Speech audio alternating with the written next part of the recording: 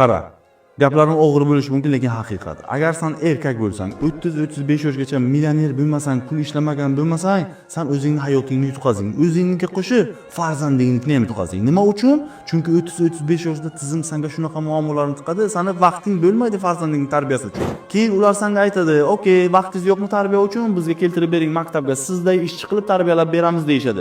Menga bunaqa kerak emas. Men shu uchun millioner bo'lganman. Men farzandimni o'zim katta qilishim kerak. Chunki uni hayoti menga kerak, kelajagi menga kerak. U kelajakda men bilan yashaydi. Maktab o'qituvchisi bilan emas. Men ishonaman, farzandimni har bir xatti harakatida o'zim bosh qosh bo'lsam, o'zim tarbiyasi bilan shug'ullansam, trenirovkasi, o'qishi, hammasini pod kontrol bo'lsa, bu farzandimni men Amur Temur qilib tarbiyalashimga ishonaman. Agar men bitta Amur Temur tarbiyalasam, sen bitta Amur Temur tarbiyalasang, boshqasi Amur Temur tarbiyalasa, bu jamiyat qanaqa o'zgaradi tushunibsanmi?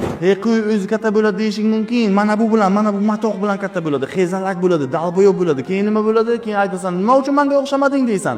U senga xayrli nima deydi? "Dada, men uchun, meni kelajagim uchun nima qilding?" deydi. Shunda nima deysan? Uyalmaysanmi? Bu kunni ko'rganingdan o'lganing yaxshi.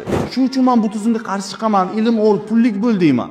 Men bir o'zim bu tizimga qarshi chiqib yutqazishim mumkin, lekin harakat qilmasam yutqazishim aniq. Drinking dope turned me to a super